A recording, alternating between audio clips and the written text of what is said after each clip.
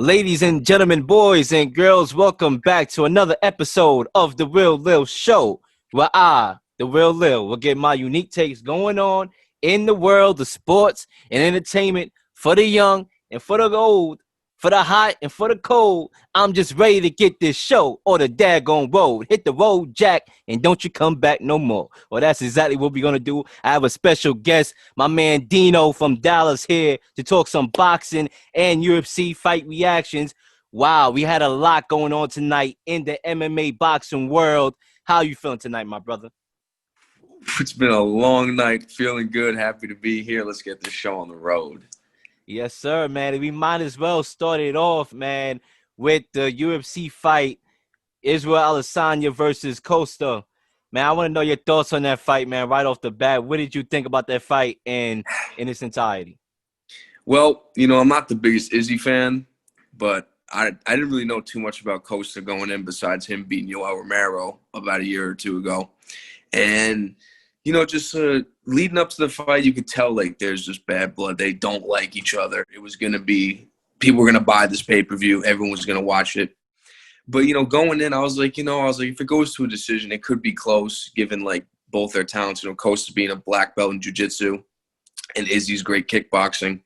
And, starting out, I see Costa doing all these antics. He's going like this and doing all this crazy stuff. I'm like, what are you doing, bro? He seemed – Paulo Costa, I saw, did not have the heart and the mentality that a champion has to have. He was too goofy. He thought he was too big and too strong. But could have do more. He could have do more, too. Exactly. Very passive-aggressive. Throw it all. And he was not checking Izzy's leg kicks whatsoever. I know they're coming in quick and all, but you got to get out of the way because when the welts start coming, you're not going to be able to use that leg to get a good power shot in. And it's just he was way too cocky, and he was just the antics were too much for me. When he was doing that stuff in the first round, I was like, he doesn't have it in him. He's going to lose this fight. He's done. And as we go round for round, on round one, I had Israel winning that round. I thought the big leg kicks started to take a toll. I mean, immediately you knew it was going to add up. And even though it wasn't hurting Costa right off the bat, you knew they were going to add up throughout the fight. So I thought he won the round one, Israel. I thought round two, Israel was picking apart this cat. And you start to see his legs start to swell up. And once again, the brother came with the showboat. And then in round three, you saw Israel land a shot right to the head, a kick shot right to the head. And immediately, Costa, you saw all that showboating that he was doing before that went right out the window. My brother didn't showboat anymore after that, and that's when I knew he got his attention right off the bat, utilized the kick shots, and then it started to add up. And once it hurt this brother, he was able to go for the attack. Once he got him to the ground, he was able to pounce on the brother like the daggone Lion King. Okay, just pounce on the guy, and it was over from there. And the fact of the matter is, you're right. This brother didn't show heart. This brother Costa, he didn't show no type of heart whatsoever. I thought he could have thrown way more punches. The brother was talking a whole lot of yin yang yo, but the brother didn't want to show for show. I mean, come on, brother. You know what I'm saying? What's going on over there? And listen, Israel, like I said, he's very good with his kicks. He's very athletic. He's his speed is unbelievable. And you just saw it. You just knew Costa just set himself up for disaster right off the bat. And there's some controversy coming on now. I don't know if you peep what I peep, man, but we might as well talk about that because, listen, if y'all watch my shows, those who's gonna watch this show, y'all know my stance on cheating is. You know what I'm saying? Taking steroids and this and that. Y'all know how I feel about it. I'm very harsh when it comes to that. I think that boxing, especially, is very, very how you could say very reluctant to enforce proper punishment. We see it all, time and time again. I don't want to single people out because if I single somebody out, then I'm going to have to go through the list, which will be unfair if I just single somebody out. But I think, it needs to be a stronger stance when guys cheat. And I'm referring to Israel Adesanya as I don't know if y'all saw it, but his pec flabby, right? Yeah. So I saw that. Do you think that he must have took steroids or something? It looks like it. I think it could be a bad side effect or a bad reaction that his body had to a certain kind of steroid. Because for one pec, I think it was sure, I forgot which side it was, but it was one looked very defined and like, normal, like it fit his body well. But then the other one looked like flabby, Yeah, like definitely. that's not like normal, That's not like when you're doing push-ups, like when you're doing like one-handed push-ups like that, you're doing flies with one arm like that. Like, hell no, Like, dude, there's something going on. Izzy might get tested, and honestly, if he took something, which I wouldn't be surprised after seeing the way like his body looked, because it was not like you could cover it up or anything like that. It's not like pine tar in baseball where you can put it on like a cleat or a sock. Like this was like his chest looked very abnormal. So I wouldn't be surprised if he got hit with something and he came back positive for something. USADA's going to be on his ass soon. Yeah, he got to get drug tested immediately. I would say so for sure. And look, man, if he did take something, I won't be surprised either, because we see how jacked Costa is. Maybe maybe that played a part into trying to do that, I guess, to give him some more muscle mass or whatever. But look, we'll have to see. I will have to wait to find out the results of everything before I even go further in this fight, because in a sense we all know he fought a good fight, but it's hard for me to dissect everything knowing what could possibly come up along the way. I agree.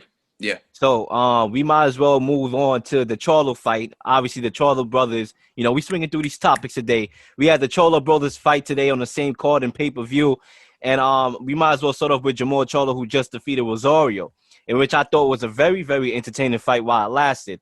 Round one, I thought, it was a 10-8 round. I mean, the brother got caught right off the bat, Rosario. Yeah. Immediately. You had to give that round to Charlo. And then I start seeing Rosario, even though he lost round one, in a weird way, he was throwing more. So he was throwing more punches. He just got caught in that round one. And had he not got caught, that round would have been a Rosario. You got to score that 10-8 because you got knocked down. Exactly. Yeah. You got to score that 10-8. And then I saw Rosario pick up more in his second round. I thought he committed more to the body. And I thought that Charlo, throughout the majority of the fight, could have committed more to the body instead of going for the headshot. Yes, he was he was looking for home run shots most of the fight. He was kind of like sitting back waiting for that counter home run instead of just like attacking the body, and it's like it's like attacking the body more. And even just throwing some better jabs in the head. It was always like, left hook, like really fast, like looking for that shot like right here on the chin or to the temple that he got him within the first round. And that's one thing I would say to sum up the Charlo night is that one thing about these Charlo brothers, they got heart. They got heart, and they know how to figure you out. Because even in the last fight of Jamal Charlo when he fought Tony Harrison, I thought Tony Harrison was winning the fight, right? I'm not going to beat around the bush. I thought he was winning the majority of the fight. And then, he was able to hold on and actually caught Tony Harrison, had the brother, doing a stinky leg out here. I mean, that's just what it was. I mean, the way how the brother fell was like, but in this fight, you saw the same thing with Rosario. Rosario, I thought, won the majority. Outside of the 2 rounds where he got knocked down, I thought he won every other round besides the 10th round. I could agree to that, except I think I had Charlo also winning the second. So I think I had it like, what was it, like 67, 64, 67, 65 at the time of the knockout, something like that. I had it pretty close, but I gave Rosario a decent amount of rounds besides the rounds he got knocked down. And he was fighting well. He just kept getting caught. I noticed that Rosario would throw and then he would keep his hands down, and then Jamal, right? Yeah. Yeah, I'll be getting a mix up too. I'm getting a mix up too. My bad. And then Charlo just hit him with a good counter left. He kept his hand too low, hit him, and he gets knocked down. Then he loses the round. 5th round when he got caught because he kept his hands too low. And then his temple was wide open. He got hit. He gets knocked down. He was winning that round too. He was winning that round. Was winning it, and then he lost it at the last second. And one thing about those temple shots, we see it a lot in boxing, where once you get hit in the temple, bro, your knees is gone, your legs is gone. We seen it with Joshua. Up your equilibrium hits you right here. Your legs roll. We seen it with Joshua. Seem like it because it's not like a nice shot right on the jaw. And it was awkward. It was an awkward shot. It was an awkward headshot. And you see it a lot. You seen it with Joshua and Ruiz when he got caught in the temple. We even seen it. You could even say Wilder and Fury when he got caught in the side of the head. Right there, it messed him up. So them shots right there, them temple shots, whether or not it lands right on the money or if it's awkward, it takes away your legs. And you saw that in this fight too. I want to make I think I made a mistake. I actually gave Charlo 1 round outside of the 2 rounds that he had 10-8. I want to make that clear right there. But in round 7, let's go to round 7 here. I mean, that shot that he knocked the air out the brother, man. I mean, he literally, you know how you say the wind got knocked out of you? I mean, he knocked the wind out the wind. Literally. He like literally got caught up with a shot right at the stomach. It didn't look like it was much, but it felt like it was much because the brother was literally gasping for air. I thought the referee was almost doing an exorcism on the brother. The brother was over here shaking in his boots. I'm like, wow, he wasn't getting up for that. Once I saw him hit the campus and the way how he was doing all this, I'm like, yeah, the fight is over. The fight is over. It looked real scary. It looked like he was having a seizure. Like, it looked really scary. It did. But you know what it was? It's like, he really he threw a basic body jab. I mean, yeah, he threw it with a little bit of power, but it was like just a basic body jab. But the things hit him right in the sweet spot, and that was what just knocked the wind right out of him, sent him right to the canvas, and it was over. It was over from there. Timber. It was over from and that's there, the brother. shot I was looking for him to pick earlier in the fight too. Yeah, I was surprised Charlo wasn't doing, but hey, better late than never. Don't let the judges get to the scorecards. Just finish it on your own.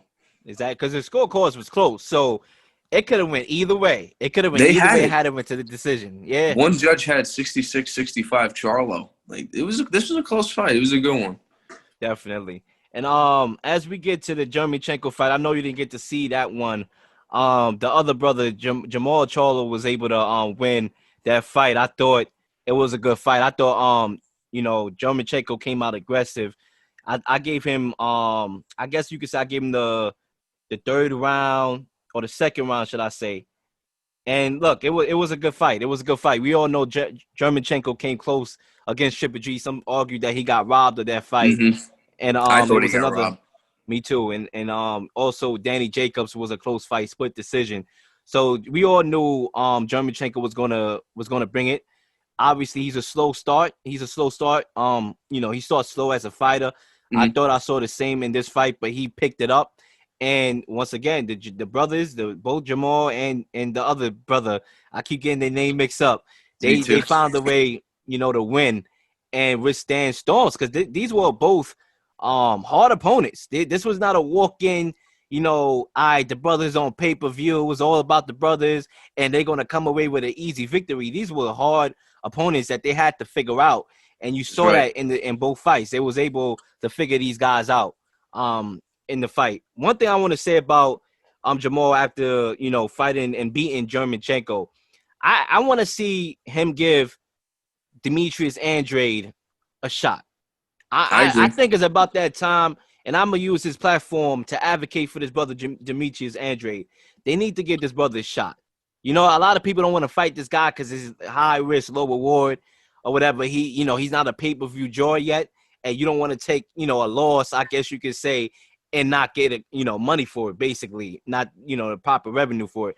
But you have to get this guy Demetrius Andrade to run for his money, and I hope that the Charlo brother. I would love to see that fight. I think both guys are very aggressive. We know Demetrius Andrade, he's going to come forward, he's going to be aggressive. Same thing with Charlo, he's going to be aggressive. So I think that fight will be a very great fight for sure. I don't think Demetrius Andrade is ready for Canelo yet, but I think he could fight the Charlo. I think that would be a good fight because of that would be good. I agree.